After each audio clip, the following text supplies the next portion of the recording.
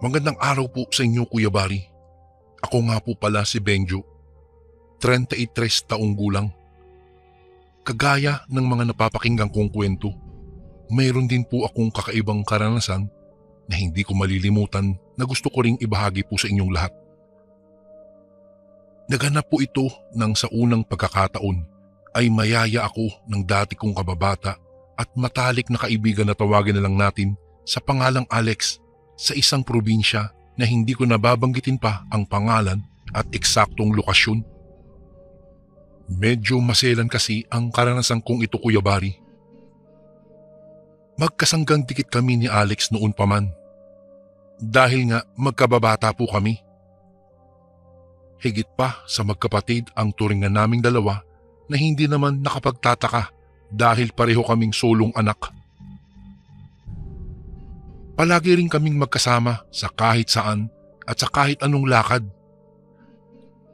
Minsan nga, nagkakakantsawan na kami ng ibang mga kakilala namin na baka may bakla sa aming dalawa dahil daig pa raw namin ang magsyota na hindi mapaghiwalay. Mga birong tinatawanan na lang namin dahil alam naman naming pareho na tunay kaming mga lalaki, Kuya Bari. Ang buong akala ko noon, panghabang buhay ang pagkakaibigan namin ni Alex. Ngunit hindi pala. Nangyari po ang isang pagkakataon na sumubok sa pagkakaibigan namin ng isang araw ay yayain nga ako ni Alex na sumama sa kanya sa isang probinsya. Nakuha raw kasi siyang isang ninong ng isang bibinyagang pamangkin ng nililigawan niyang babae na si Tina at sa probinsya raw ng mga ito gaganapin ang binyagang iyon. May ilang buwan na ring nililigawan ni Alex si Tina matapos niya itong makilala sa isang bus na nasakyan niya nang minsang papauwi raw siya. Sa tingin ko nga ay malakas ang tama ni Alex kay Tina dahil lagi nitong bukang bibig ang pangalan ng dalaga. Bagay na naintindihan ko naman, Kuya Bari, dahil iyon pa lang ang unang pagkakataon na nagkaroon ng interes at nanligaw sa isang babae itong si Alex. Dahil hindi ko naman mahindian si Alex sa pagyaya sa akin, sumang-ayon na lang akong sumama rito. Isang araw, bago ang binyag ng pamangkin ni Tina, bumiyahe na kami patungo sa probinsya nila. Hindi ko inaasahan na napakalayo pala ng lugar na iyon mula sa Maynila. Sa tansya ko po ay higit din 10 oras ang ibinyahe namin. Napabulong pa nga ako ng pasasalamat nang makarating na kami sa mismong lugar nila. Maayos naman ang pagtanggap sa amin doon bilang mga bisita. Sa katunayan, ng gabing palang iyon ay nag-umpisa na ang kasiyahan doon.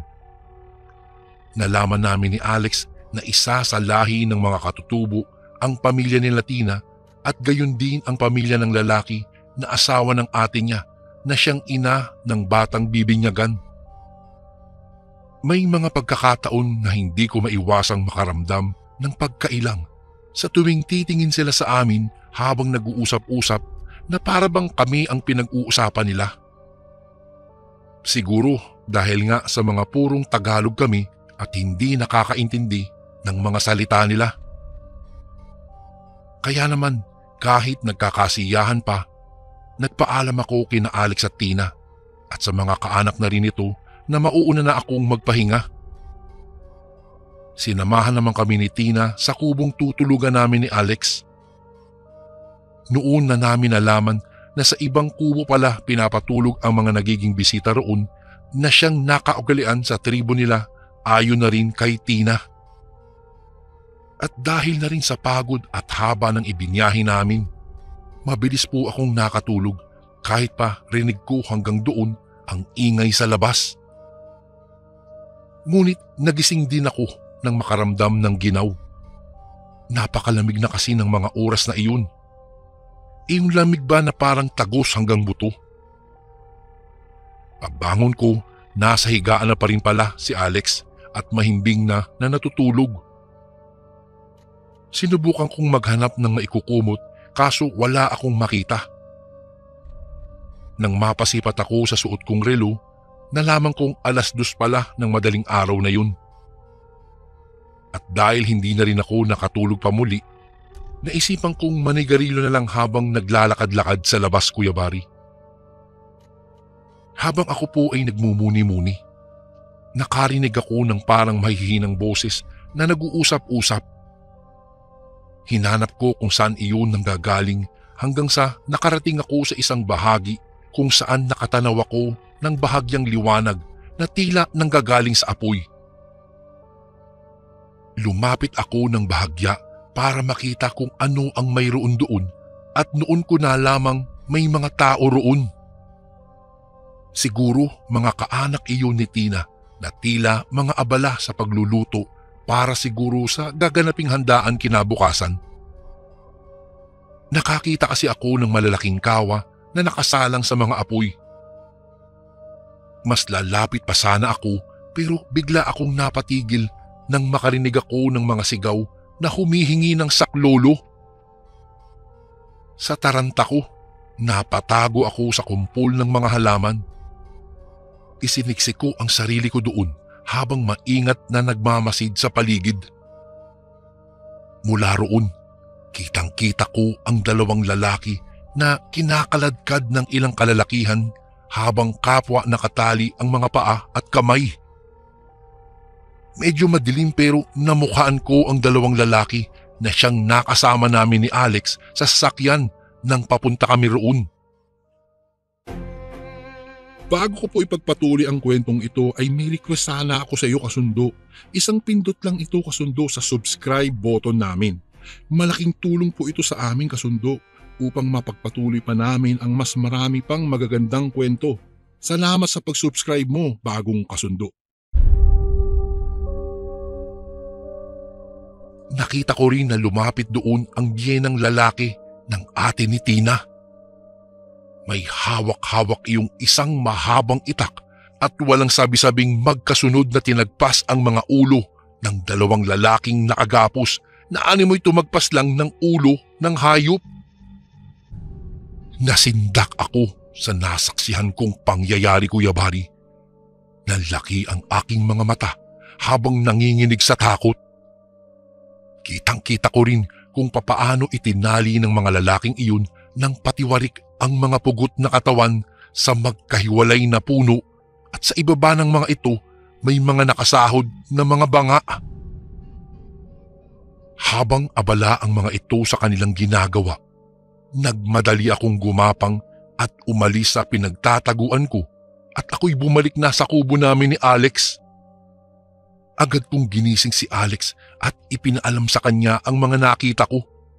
Sinabi ko ba nga na baka mga lahi ng kanibal ang angka ni Tina at karne ng tao ang kinakain ng mga ito? Hindi pa ako tapos sa pagsasalita nang biglang dumating si Tina. May dala-dala iyong dalawang tasa na mainit na kape at iniabot ito kay Alex. Nang makaalis si Tina, agad kong kinuha kay Alex ang mga tasa ng kape at itinapon ang mga iyon. Naisip ko kasing baka nilagyan iyon ng pampatulog ni Tina. Sinabihan ko si Alex na tumakas na kami at umalis na sa lugar na iyon. Pero iba ang reaksyon na nakita ko kay Alex. Salungat sa inaasahan ko. Ikinagulat ko rin nang sabihin niya sa akin na matagal na raw niyang alam ang tungkol sa totoong pagkatao ni Tina at ang angkan nito. Sinabi rin niya sa akin na hindi raw mga kanibal sina Tina, kung hindi mga uri ng aswang. Bago pa raw siya pinayagan ni Tina na manligaw dito, ipinagtapat na raw nito sa kanya ang lihim nitong pagkatao. Noong una daw ay natakot siya sa nalaman tungkol sa babaeng gusto niyang ligawan, pero dahil talagang mahal daw niya ito, kaya itinuloy niya ang kanyang panliligaw dito sa kabila ng mga nalaman niya dito. Sa katunayan, isa raw sa pagsubok ni Tina sa kanyang senseridad ang ginawa niyang pagsama sa akin doon para maging isa sa mga alay sa gaganaping binyagan. Parte raw ng tradisyon ng angkan nila Tina ang mag-alay ng dugo ng tao sa tuwing may gaganaping okasyon sa kanila at pagkatapos ang karne at mga lamang loob nito ang siya ring magiging handa nila na pagsasalu-saluhan. Ngunit dahil daw mas nanaig sa kanya ang matalik naming pagkakaibigan, pinakiusapan niya si Tina at ang mga magulang nito na wag na akong isama sa magiging alay nila.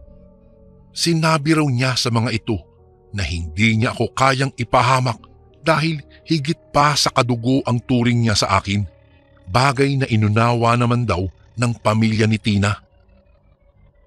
Sa katunayan daw, ang kapeng ibinigay ni Tina ay may sangkap na dadaya sa aking paningin para daw hindi mabunyag sa akin ang tunay na itsura ng karning ihahanda nila.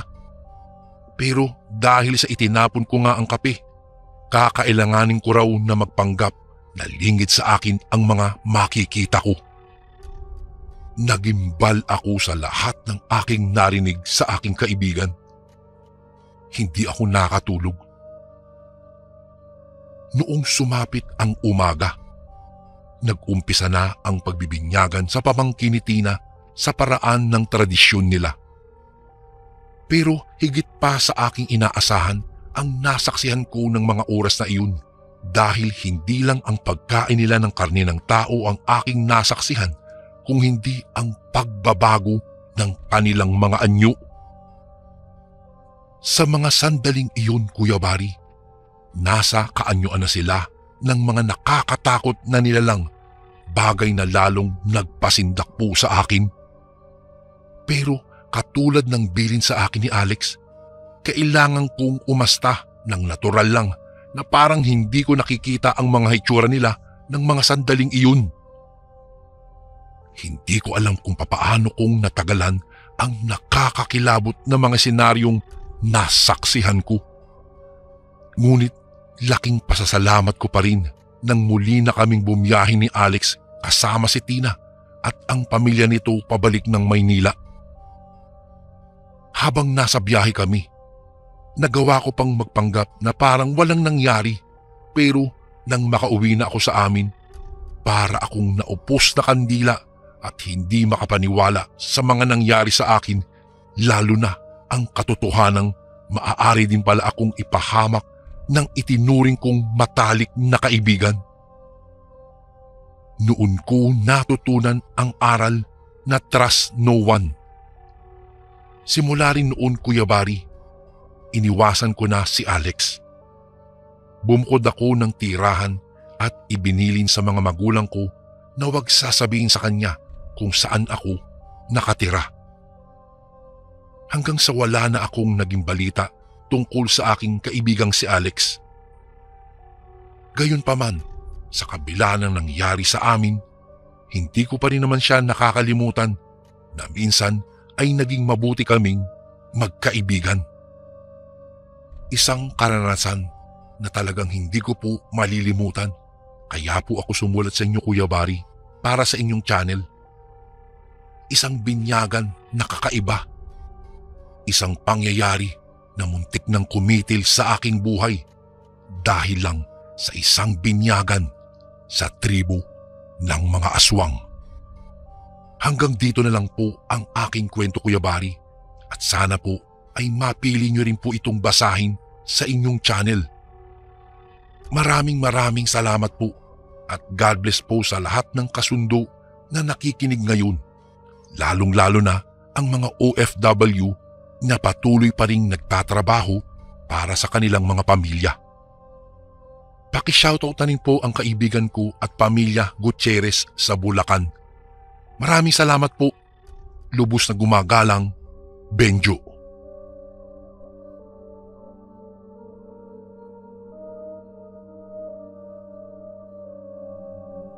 Kayo ba ang bagong lipat sa abandonadong bahay? Napatigil kaming mag-asawa sa pag-uusap at napaharap sa ali. Kasalukuyan kaming nasa palengke, Kuya Bari. Araw kasi ng Martes, kaya napagpasyahan namin na mamalengke. Nakasuot ito ng isang itim na saya at may takip na tela ang mukha, kaya hindi ko nakikita ang hitsura niya. Nagkatinginan pa kaming mag-asawa bago siya sinagot. Magandang araw po sa inyo mga kasundo. Itago niyo na lang po ako sa pangalang Felicidad.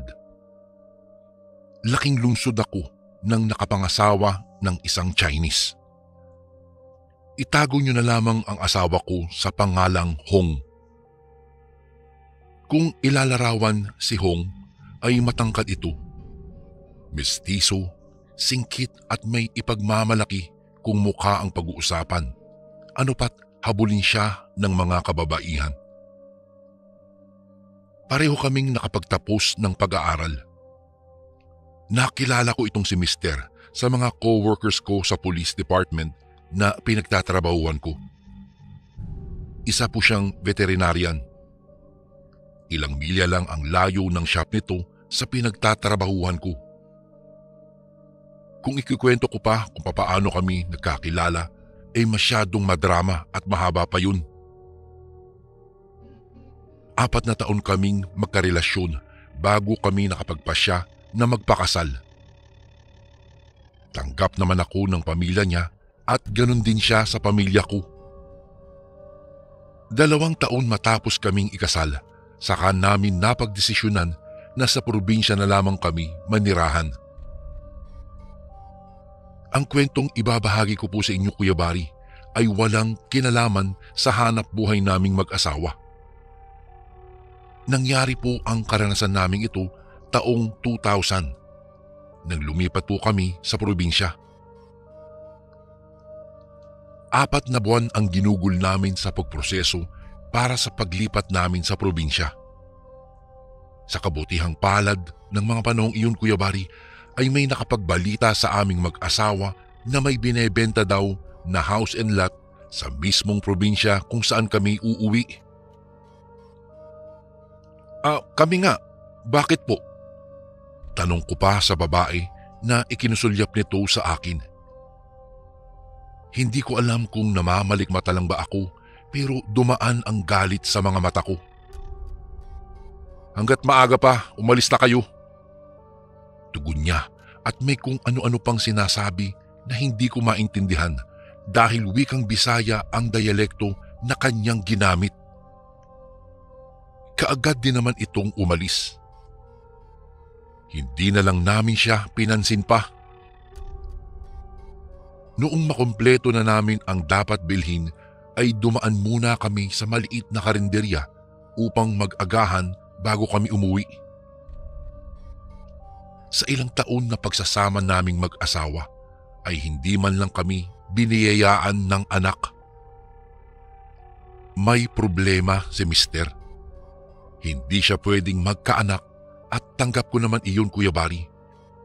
Pero hindi ko minsan maiwasan na malungkot sa isipin na kailan may hindi kami magkakaroon ng sariling anak. Naging maayos naman kahit papaano ang ilang araw na pananatili namin sa probinsya. Ang buhay probinsya ay hindi hamak na mas payapa kumpara sa nakasanayan ko sa lungsod. Malaki ang pinagkaiba ng probinsya sa lungsod, Kuya Bari. May mga naging kaibigan na rin naman kami ng asawa ko, lalo na si Tatang. Kuya Bari, kapitbahay namin si Tatang. May katandaan na ito, pero hindi pa rin pangkaraniwan ang tinataglay niyang lakas. Madalas itong tumatambay sa bahay naming mag-asawa upang makipagkwentuhan. Mabait ito at palabiro. Sa pagkakaalala ko ay araw ng Martes ng gabing iyon. Sa hindi malamang dahilan, bigla na lamang kaming naputulan ng kuryente. Hindi naman po brownout sa lugar namin dahil kapansin-pansin ang ilaw sa ibang mga kabahayan. Nagbabayad din naman kami sa tamang oras sa bill ng kuryente at tubig. Oh, naputulan tayo? Nagtatakang tanong pa ng mister ko matapos ayusin ang pagkakatayo ng kandila. Mabuti na lamang at nagkasta kami ng mga kandila in case of emergency, katulad ng biglaan na pag-brownout ng gabing iyon. Kaagad ko naman siyang sinabihan na tawagan ang departamento ng ante ko Kuya Bari, ko sa Maynila ay Meralco ang tawag sa Departamento ng Kuryente, samantalang dito naman sa probinsya ng Antique ay Anteco. Tumawag ako, hindi naman daw tayo naputulan. Mukhang nasa linya natin ang problema. Papunta na lamang sila dito bukas upang tignan at ayusin. Mahabang paliwanag ng asawa ko matapos itong tumawag. Hindi na ako nagreklamo pa.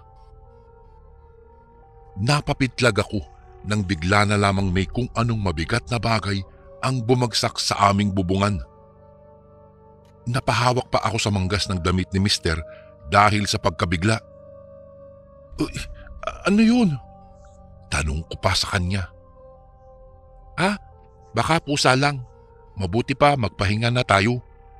Tugon niya bago naunang naglakad sa aming silid. Isinawalang bahala ko na lamang ang narinig saka sumunod kay Mister. Sabay kaming nahiga sa kama hanggang sa hindi ko namalayan na nakatulog na pala ako. Hindi ko alam kung anong oras na ng gabing iyon dahil bigla na lamang akong nagising sa hindi malamang dahilan.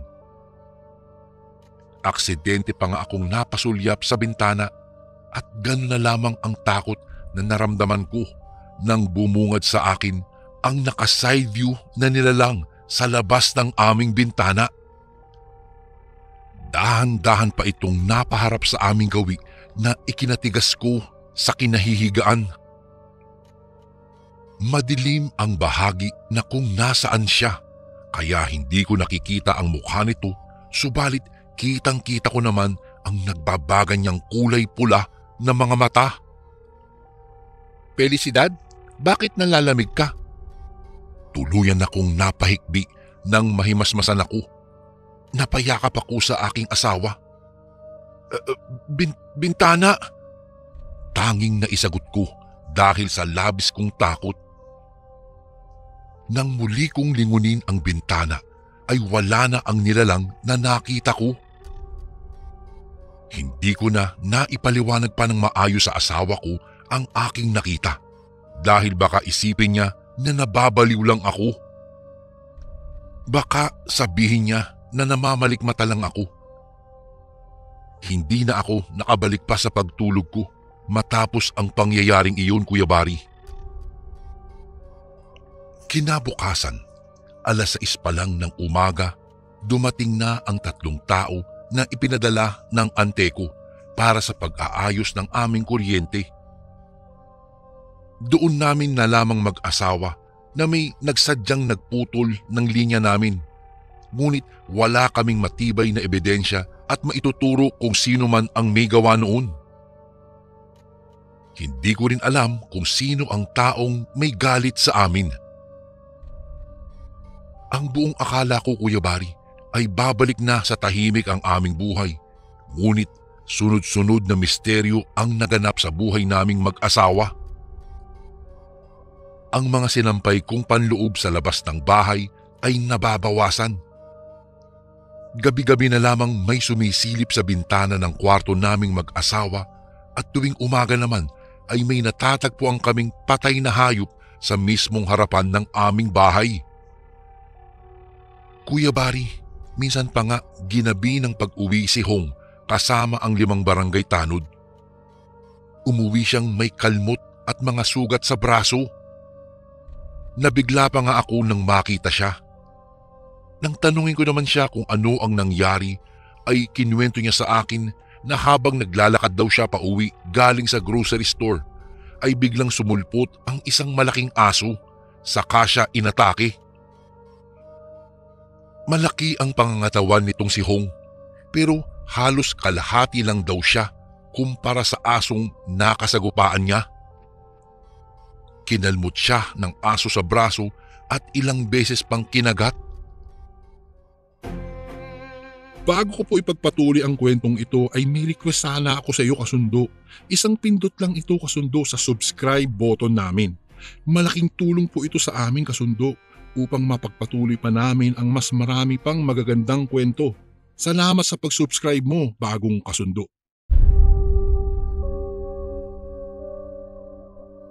Nanlaban daw siya ngunit masyadong malakas ang bawat pag-atake sa kanya ng aso. Mabuti na lang daw at may grupo ng barangay tanod ang dumating at sinakluluhan siya. Hindi na nila nagawang mahuli ang aso dahil mabilis itong tumakbo papalayo. Maging ang mga supot na daladala ng asawa ko ay nabutas daw kaya kumalat ang mga pinamili niya. Laking pasasalamat ko na lang sa mga taong tumulong sa kanya. Nang makaalis ang mga barangay tanod ay saka ko ginamot ang mga sugat na natamo ni Hong.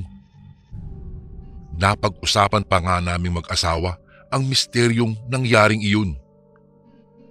Hindi niya raw alam kung saan nagmula ang aso dahil hindi niya naman ito napansin noong naglalakad siya. Ang nakapagtataka daw ay parang nagmula sa ibabaw ng punong akasya ang aso. Hay, mahirap ipaliwanag kaya hanggang ngayon naguguluhan pa rin ako. Naalala ko pang sabi ni Hong kaya pinaalalahanan ko siya na mag-ingat sa lahat ng oras. Sunod-sunod na mga kababalaghan ang nangyari sa buhay naming mag-asawa, Kuya Bari. Hanggang sa isang gabi, ginabi kaming mag-asawa sa pag-uwi dahil may naganap na pagdidiwang sa plaza ng aming lugar.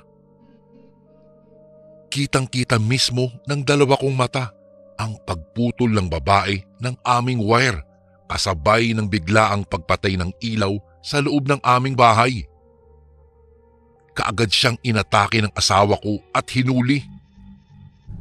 Tagumpay naming siyang dinala sa presinto dahil sa ginawa niya at doon napatunayan na siya rin pala ang may kagagawan sa biglaan na pagputol ng aming kuryente 2 linggo na ang nakalilipas. Binalaan ko kayo.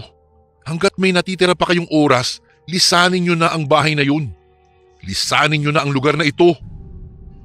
Nalilisik ang mga mata niya habang sinisigaw ang mga katagang iyon. Paulit-ulit din niyang binabanggit ang nilalang na kilala sa tinatawag niyang aswang.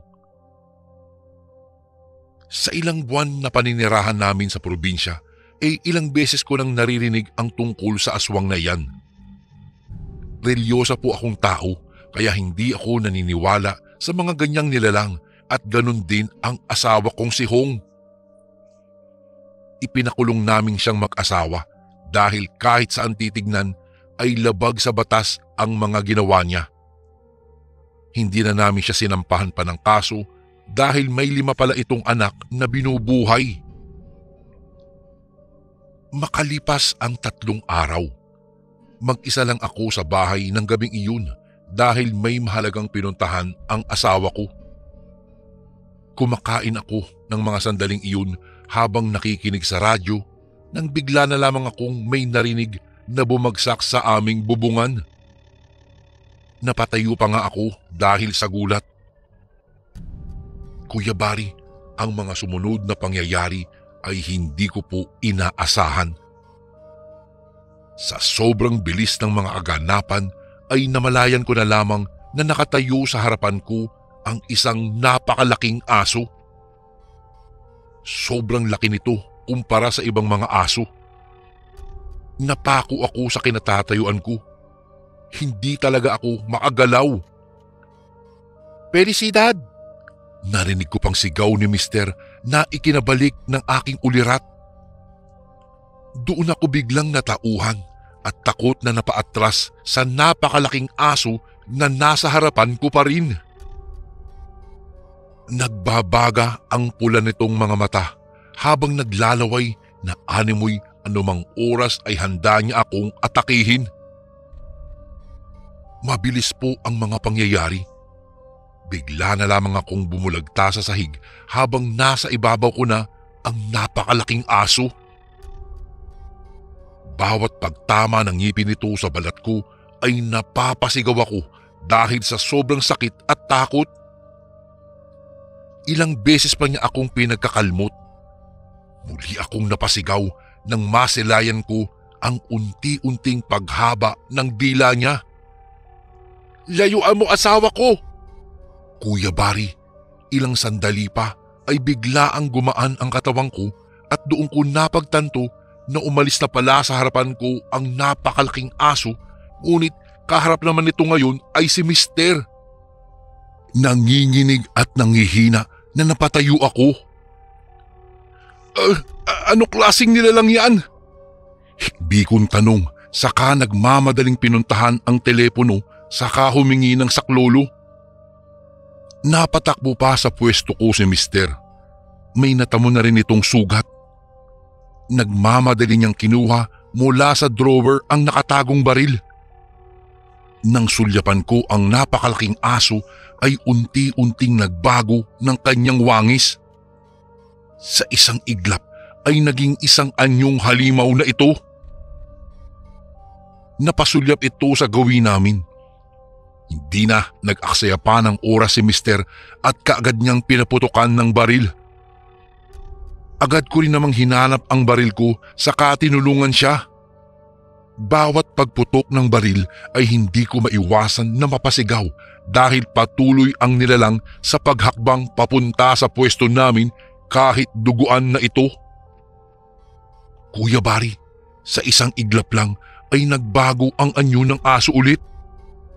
Nagkaroon ito ng kamay at paa katulad ng isang normal na tao, subalit ang nilalang na nasa aming harapan ay may matutulis na ngipin at mapupulang mga mata.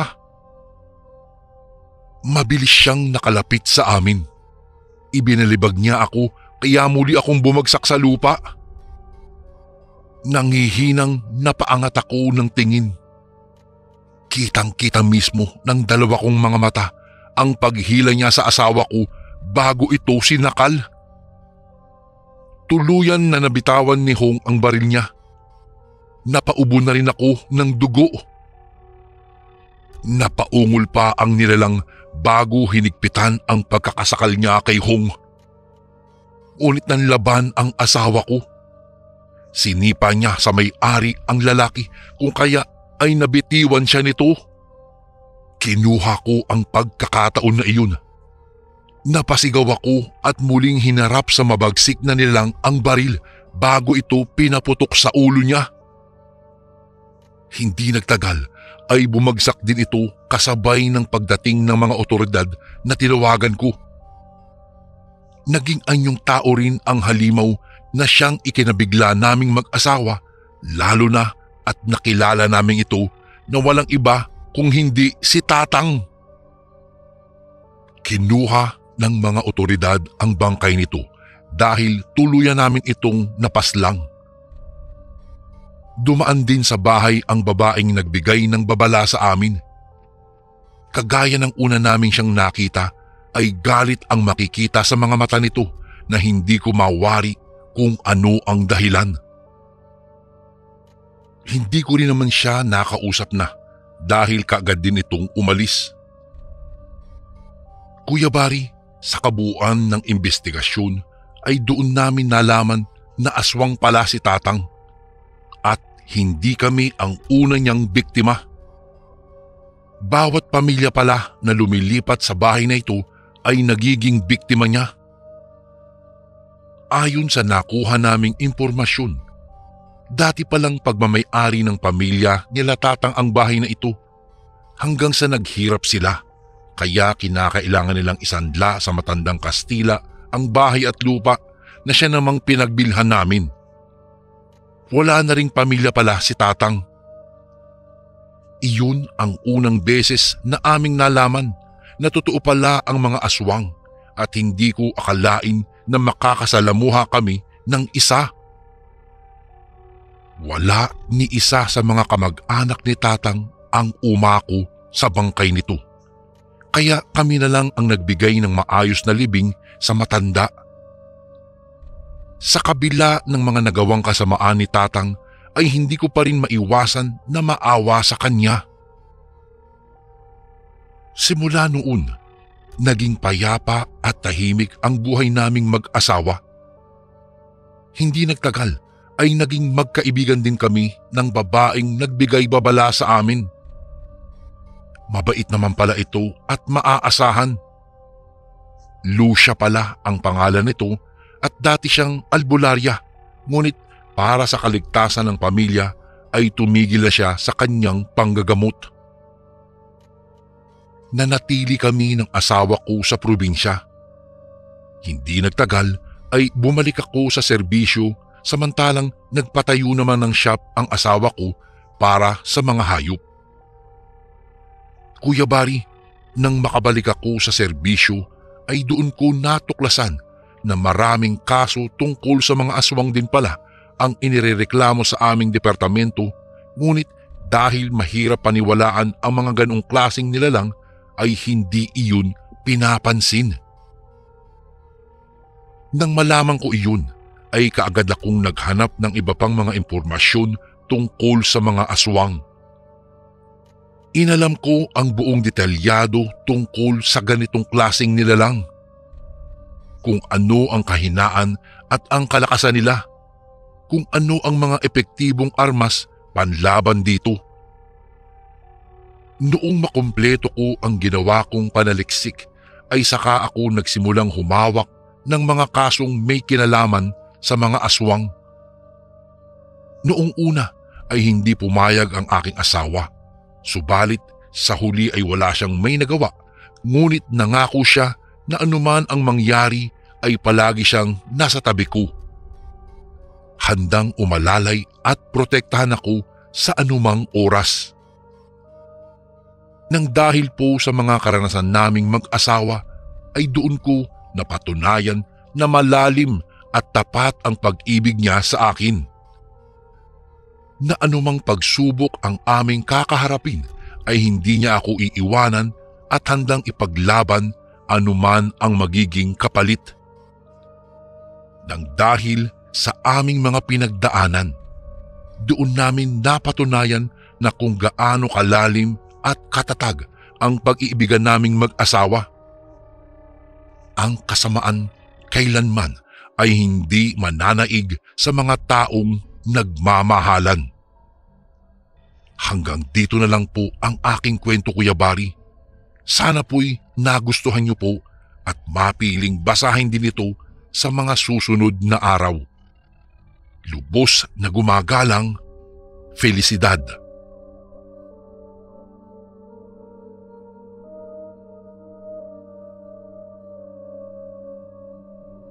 Magandang araw po sa iyo, Kuya Bari. Ako nga pala si Ranil at bala ko po sanang ibahagi sa channel nyo ang kwentong ito. Bali, ito po ay tunay na karanasan namin ng aking asawa noong kakapanganak lamang niya. Siya nga pala, itago na lang natin sa pangalang Rose ang aking asawa. Noong mga panahong nangyari ang karanasan namin ay nasa 2 linggo pa lamang ang aming anak. Noong mga panahong iyon ay marami ang aming kapamilyang bumibisita sa aming bahay. Kadalasan ay mga malalayong kaanak na nais makita ang aming bagong silang na anak. Isang araw, habang kami ay nag-uusap at naglilibang ang aming anak, may isang matandang tumigil sa tapat ng aming bahay. Nagpalinga-linga siya sa paligid at natigilan lang sa paglingon noong madako ang kanyang paningin sa aming bahay. Sa hindi ko maipaliwanag na dahilan, bigla akong nakaramdam ng kaba. Parang may mali kasi sa mga pagtitig ng matandang iyon at tila naghihintay na may dudungaw sa kanya. Ranil, kakilala mo ba ang matandang iyan? Tanong sa akin ni Rose. Hindi ako nakasagot sa kanya. Sa halip ay nagkibit balikat ako at saka dumungaw sa matanda. Naisip kong baka isa sa malayong kamag-anak namin ang matandang iyon, kung kaya nagpasya akong bumaba para alamin kung ano ang kanyang pakay. Lo, ano po ba ang inyong kailangan? Sino po ba ang inyong hinahanap? Tanong ko sa kanya noong makalapit na ako. Noong una ay hindi nakasagot ang matanda sa akin. Napatingin lang iyon sa akin na parang may inaalam. Walang ano-ano ay sumagot din ito. Anya, nais niyang makita ang bata. Napakunot noo ako sa sinabi niya. Akmang tatanungin ko pa sana kung sinong bata ang kanyang tinutukoy. Subalit biglang napaiyak ang anak namin ni Rose. Itinuro ng matanda ang ibabaw ng aming bahay at napalunok na lang ako ng aking laway noong mapansin kong nakangisi iyon sa akin. Hindi ko na sana papapasukin subalit dumungaw ang aking asawa at pagkatapos ay sinabihan akong paakyatin ang matanda. Kahit na kinakabahan ako, isinama ko sa pag-akyat ang matanda. Halos umabot sa kanyang tainga ang ngiti niya. Bago pa man ako makapagsalita, lumapit na ang matanda sa aming anak. Hinawakan niya iyon sa kamay at pagkatapos ay hinaplos ang kanyang tiyan. Noong mga panahong iyon ay parang may bumubulong sa akin na huwag pahipuin ang matanda sa tiyan ng bata. At dahil doon, dali-dali akong lumapit sa matanda at pagkatapos ay hinawakan ang kanyang mga kamay. Sandali lang lo, saad ko. Napalingon siya sa akin at pagkatapos ay napatingin iyon ng mabalasik sa akin. Alam kong may mali sa kanya kung kaya dali-dali akong umalis patungo sa kusina at saka kinuha ang aking itak.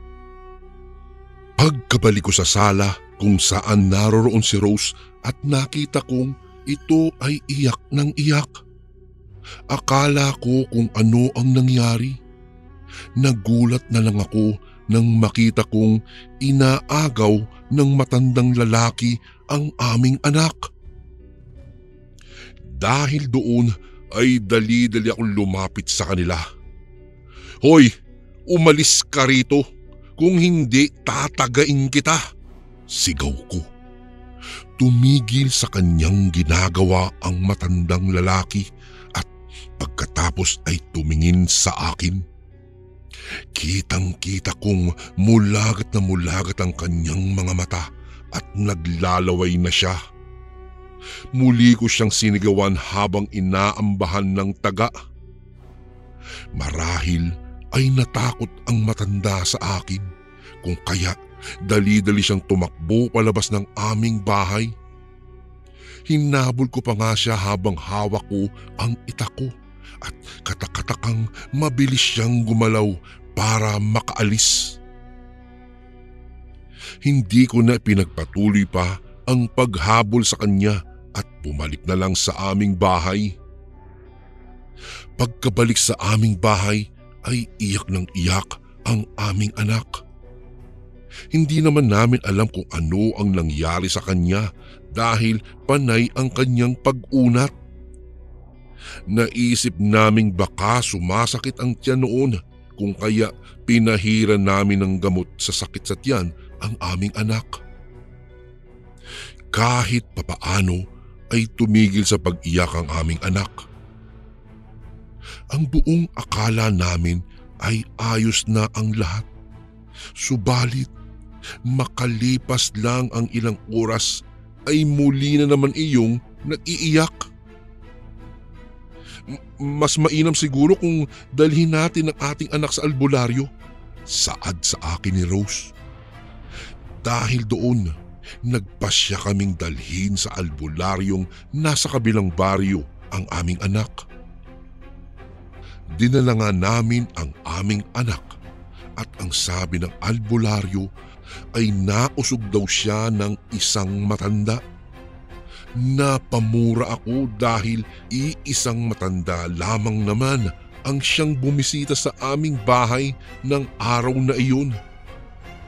Marahil ay aswang ang matandang iyon. Huwag kayong makampante, baka balikan kayo nito. Wika ng albularyo sa amin.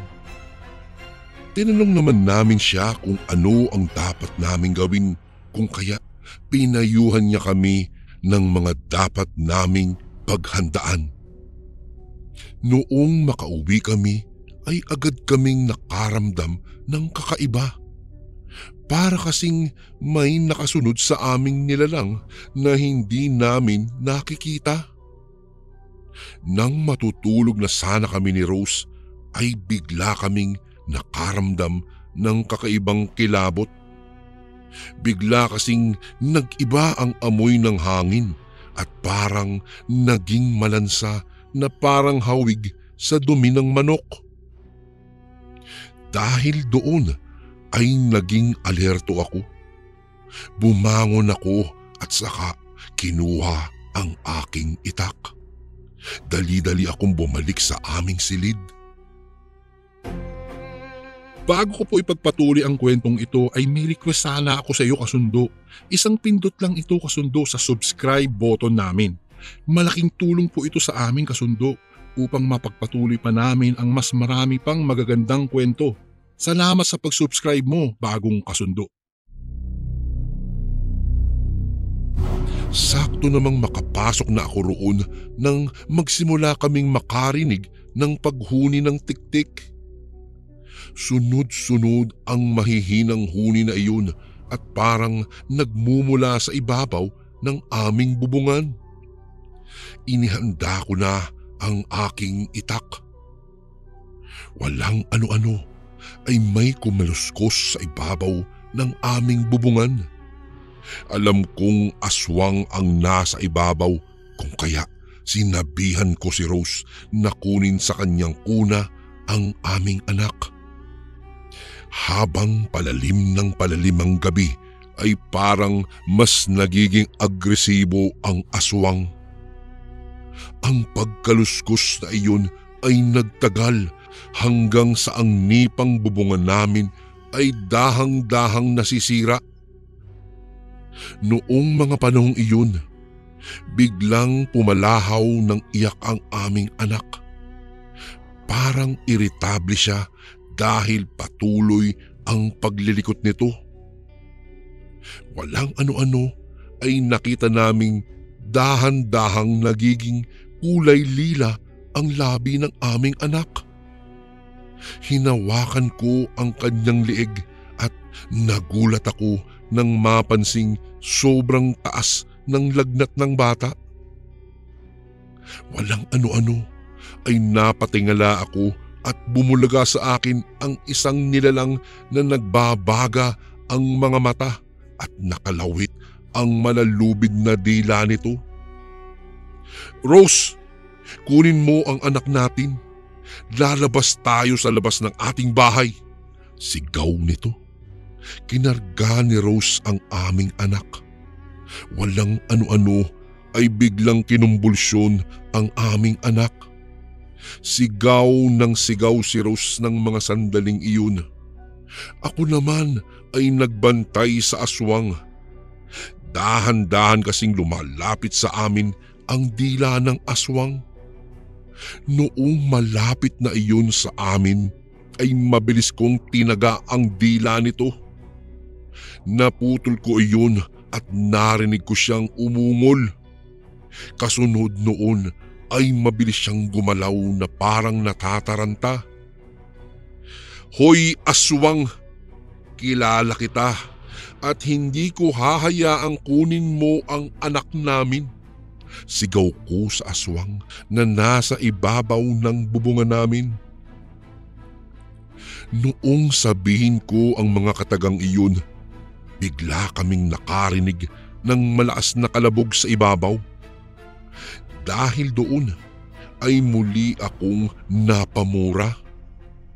Iwinasiwas ko pa nga ang aking itak habang nakatingala. Ang anak natin, napakataas ng lagnat niya, sigaw ng aking asawa. Napalingon naman ako sa kanya at dali-dali kong kinuha iyon sa kanya. Pagkatapos noon ay tumakbo na kami palabas ng aming bahay. Noong nasa labas na kami ay inilawan ko pa gamit ang flashlight ang aming bubungan. At nagimbal kaming pareho nang makita ang isang itim na nilalang na nagbabaga ang mga mata habang nakamasid sa amin. Noong makita niya kami ni Rose ay ngumisi iyon at inilabas niya ang kanyang mga matatalim na pangil.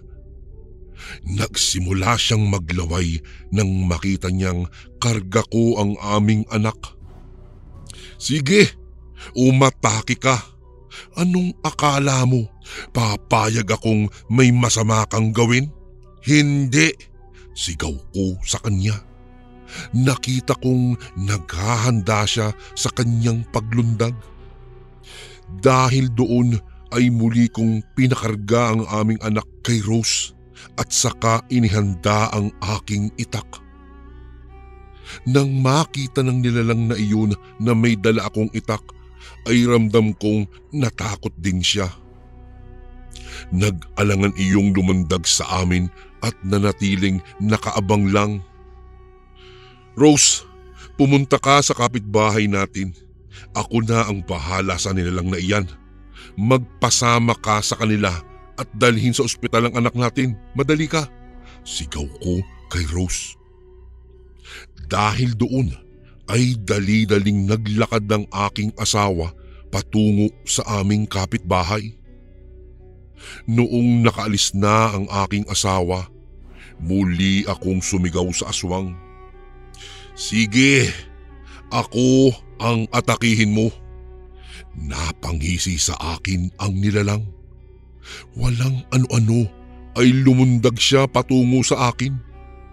Mabuti na lamang at nakaatras ako ng isang hakbang. Mabilis kong inihanda ang hawak kong itak at noong muling umatake ang aswang sa akin ay tinaga ko siya. Laking pagtataka ko lamang noon at kung bakit hindi ko siya nagawang tablahan. Napaisip ako noon dahil naputol ko naman ang kanyang dila.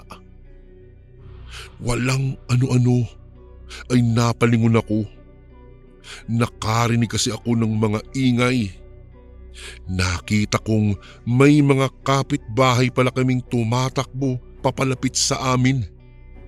Alam kong tutulungan nila ako kung kaya lumakas ang aking loob.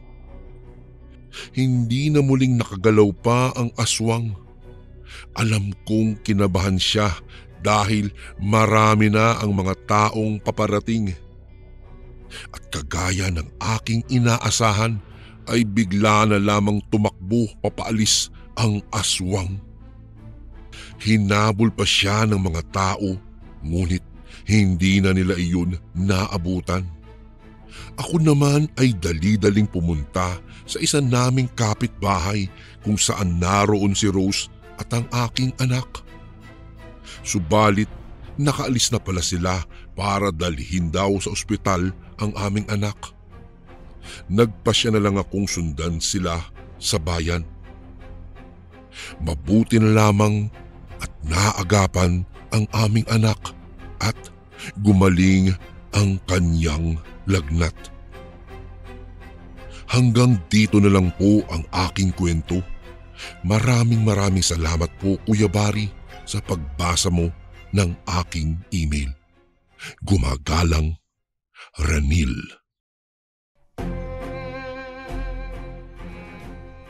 And again, maraming salamat po mga kasundo. Don't forget to subscribe and i-click nyo lang po yung bell na button para updated po kayo sa mga upcoming videos namin na paparating. Maraming salamat po ulit. God bless and ingat po lagi dyan. Ito po si Kuya Barry at ako ang Sundo.